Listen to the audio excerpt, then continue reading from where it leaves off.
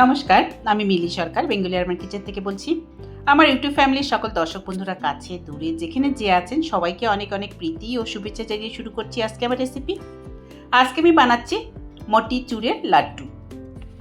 সামনেই রক্ষাবন্ধন, যেটা ভাই বোনের ফেস্টিভ্যাল, কিন্তু তারপরেও আছে অনেক ফেস্টিভ্যাল। শুরু হয়ে গেছে ফেস্টিভ সিজন। এই সিজনে সব সময় দরকার হয় মিষ্টি, যেটা বাজারের ভেজাল মিষ্টি না কেনার থেকে ঘরে আপনারা খুব সহজে এটা তৈরি করতে পারেন। এটা বানানো খুবই সোজা, আমার মতো আনাড়ি বানিয়ে ফেলেছে, তার মানে আপনারাও খুব ভালো করে বানাতে পারবেন। এই লাড্ডু বানানোর জন্য এখানে আমি 1 কাপ বেসন নিয়ে নিচ্ছি। বেসনটাকে প্রথমে আমি ভালো করে ছেঁকে নিয়ে নেব। আপনি যে কোনো বেসন ঘরে যে থাকে সেটা তৈরি নিতে পারেন, মোটা পাতলার কোনো ব্যাপার নেই। যে বেসন আপনার ঘরে আছে সেই বেসন আপনি নিয়ে নিতে পারেন। এই বেসনটাকে প্রথমে আমি একটু স্ট্রেনারে দিয়ে ছেঁকে নিচ্ছি। আজকে আমি 1 কাপ বেসনেরই লাড্ডু বানাচ্ছি। আপনি চাইলে আপনার যদি মনে হয় বেশি দরকার সেই ক্ষেত্রে কিন্তু আপনি বেসনের পরিমাণ বাড়িয়েও নিতে পারেন। বেসন নিয়ে নেওয়ার পর আমি নিয়ে নিচ্ছি 1 কাপ মতো জল। দেখা যাক 1 কাপ জল লাগবে কিনা। সেই জল একবারে দেব না, অল্প অল্প করে দিয়ে এটাকে ভালো করে মিশিয়ে নেব জলে। ব্যাটারটা খুব বেশি থিক হবে না, একটু পাতলা মতোই হবে, যাতে দিলে ভালো ছোট ছোট ড্রপ হয়ে তেলে পড়তে পারে। সেই হিসাবে এটাকে ব্যাটারটাকে বানাতে হবে। দেখুন থিক ব্যাটার তৈরি হয়েছে। এবার দিয়ে দেবো জল। জল সবটা জল লাগবে না মনে হচ্ছে, এখানে 1 চামচ মতো জল বেঁচেই যাবে। এই জল দিয়ে প্রথমে এই ব্যাটারটা তৈরি করে নিচ্ছি। খুব ভালো করে মিশিয়ে নেব যাতে কোনো লাম্পস না থাকে।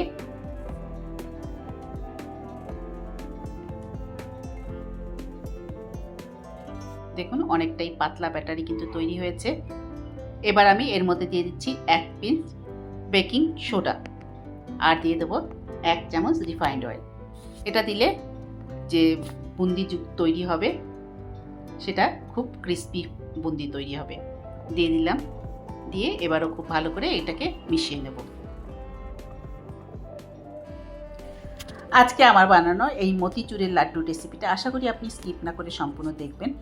দেখে যদি ভালো লাগে তাহলে অবশ্যই ফ্যামিলি আর ফ্রেন্ডসদের সঙ্গে শেয়ার করবেন।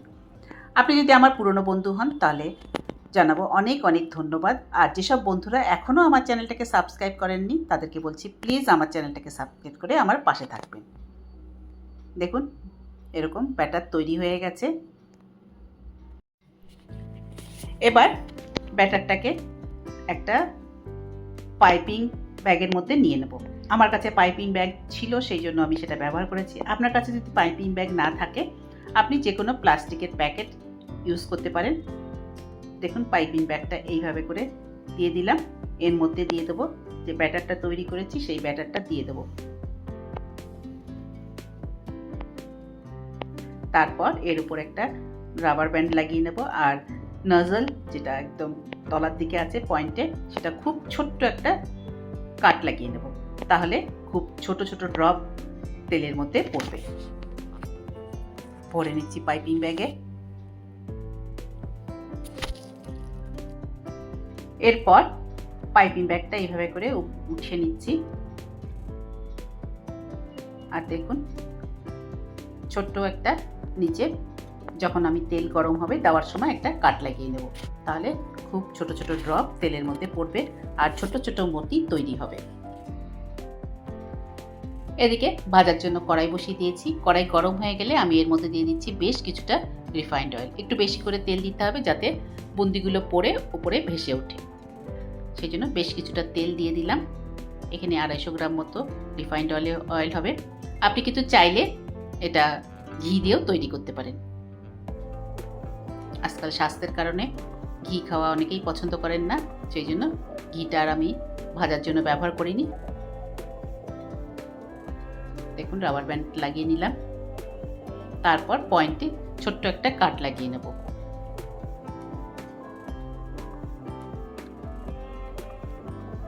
খুব ছোট্ট একটা কাট লাগিয়ে নিচ্ছি। আর একটা জিনিস মাথায় রাখতে হবে, যখন এটাকে আমি তেলের মধ্যে দেব একটু দূর থেকে দেব, তাহলে বেশ ভালো ড্রপ ড্রপ হয়ে তেলের মধ্যে পড়বে আর ছোট ছোট বুন্দি তৈরি হবে। দেখুন একটু দূর থেকে উঁচু করে এইভাবে করে দিতে হবে। ছোট ছোট ড্রপ পড়ছে আর কেমন সুন্দর বুন্দি উপরে ভেসে উঠছে। একটু প্রেসার দিলেই এটা সুন্দর ড্রপ ড্রপ হয়ে পড়বে তেলে। আর যদি কখনো বন্ধ হয়ে যায় তখন ওই নজলটা ধরে হাত দিয়ে একটু চিপে দিলেই আবার ড্রপ ড্রপ পড়তে থাকবে। অনেক সময় হয় বন্ধ হয়ে যায়, তখন এটাকে ধরে একটুখানি হাত দিয়ে টিপে দিলেই আবার আগের মতো পড়তে থাকবে। লাড্ডু বানানোর সময় এই সব ছোট ছোট ট্রিক্সগুলো ফলো করলেই খুব ভালো লাড্ডু আপনারাও কিন্তু ঘরে খুব সহজেই তৈরি করতে পারেন। দেখুন ফেনা ওঠা বন্ধ হয়ে গেছে, এবারে একটু নেড়ে দিচ্ছি। 1-2 মিনিট একটু ভাজলেই এগুলো ভাজা হয়ে যাবে। তারপর এগুলোকে তুলে নেব। ভাজা হয়ে গেছে, এবার আমি এগুলোকে তুলে নিচ্ছি।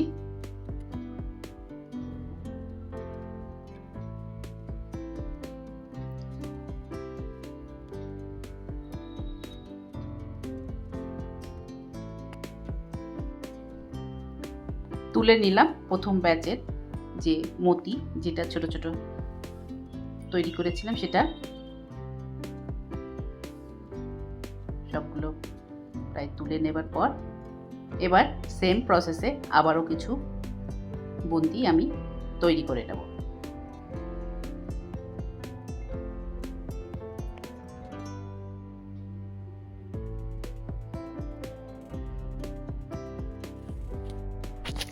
এরপর এগুলোকেও ভেজে তুলে নিচ্ছি। আর বাকি যে বেসন আছে সেগুলোকেও আস্তে আস্তে এইভাবে করে ভেজে তুলে নেব।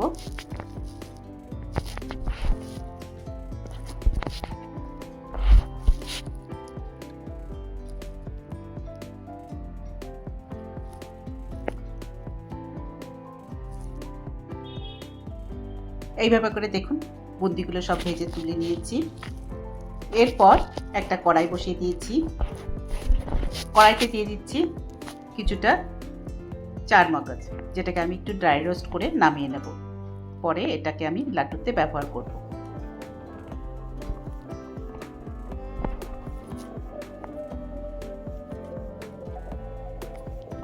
ড্রাই রোস্ট করে নামিয়ে নিয়েছি। এরপর এই কড়াইতে দিয়ে দিচ্ছি 1 কাপ থেকে সামান্য একটু কম চিনি দিয়েছি, আর দিয়ে দিলাম আধা কাপ মতো জল। এখানে বলে রাখি, এই যে মিষ্টিটা আমি ব্যবহার করেছি এতে ভালোই মিষ্টি হবে, কিন্তু আপনার যদি মনে হয় মিষ্টির দোকানে মিষ্টি অনেকটাই বেশি মিষ্টি হয়, আপনি যদি অতটা মিষ্টি খেতে পছন্দ করেন তাহলে 1 কাপ ভরে কিন্তু চিনি দেবেন। এরপর আমি এর মধ্যে দিয়ে দেবো 2টো এলাচ ফাটিয়ে, সেটা দিয়ে দিলাম। তারপর এর মধ্যে দিয়ে দেবো লাড্ডু অরেঞ্জ কালার হয় সেই জন্য এখানে রং ব্যবহার করেছি আমি ফুড কালার, সামান্য একটু ফুড কালার দেব।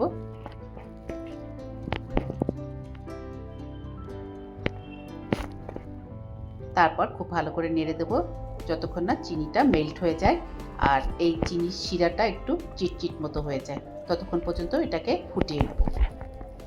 এদিকে চিনির শিরাটা ফুটতে ফুটতে যখন মানে চিটচিট মতো একটু হয়ে যাবে তখন আমি এর মধ্যে দিয়ে দিচ্ছি যে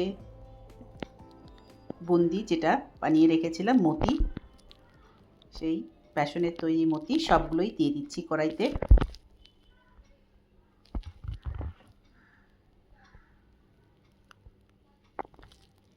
আস্তে আস্তে পুরোটাই দিয়ে দিলাম।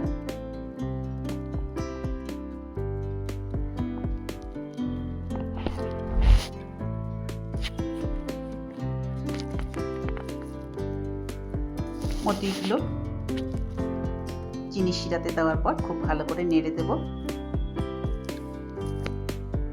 এগুলো কিন্তু ততক্ষণই করতে হবে যতক্ষণ চিনি শিরাটা এই বুন্দিগুলোর ভেতরে ঢুকে যায় আর এগুলো একটু নরম হয়ে যায়।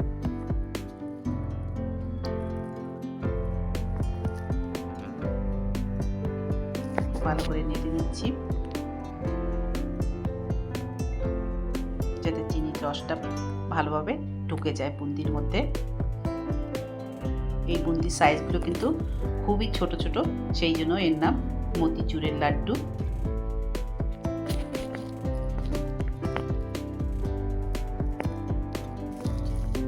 যেহেতু ঘি আমি ভাজাতে ব্যবহার করিনি, সেই জন্য আমি 2 চামচ দেশি ঘি এর মধ্যে দিয়ে দিলাম, যাতে ঘিয়ের একটু স্মেল আসে। দিয়ে খুব ভালো করে নেড়ে দিচ্ছি।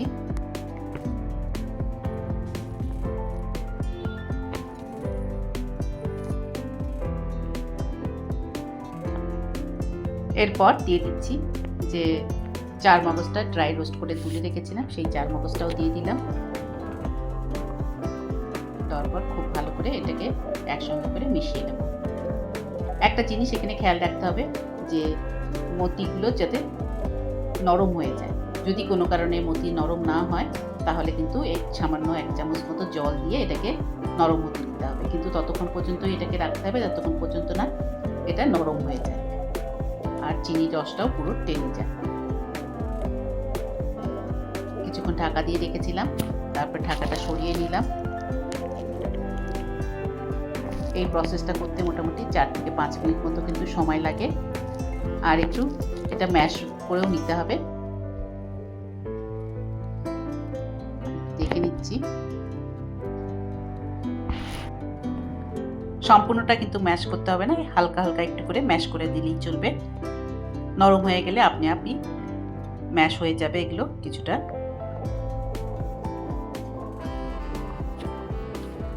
মতিচুরের লাড্ডুর জন্য রেডি হয়ে গেছে, সম্পূর্ণ চিনির রসটা টেনে নিয়েছে। এরপর এটাকে নামিয়ে একটু ঠান্ডা করে নেব। দেখুন নামিয়ে নিয়েছি, নামানোর পর একটু ঠান্ডা হয়ে গেছে। এবার আমি এর থেকে নিয়ে গোল গোল লাড্ডু তৈরি করে নিচ্ছি। হাতে নিয়ে এইভাবে করে দেখুন কেমন সুন্দর লাড্ডু তৈরি হচ্ছে।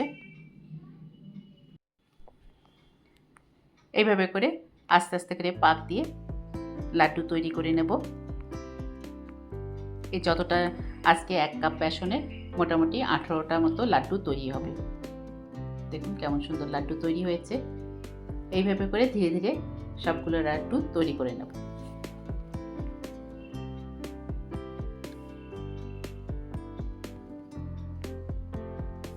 আপনি আপনার নিজের পছন্দ অনুসারে লাড্ডুর সাইজ তৈরি করতে পারেন।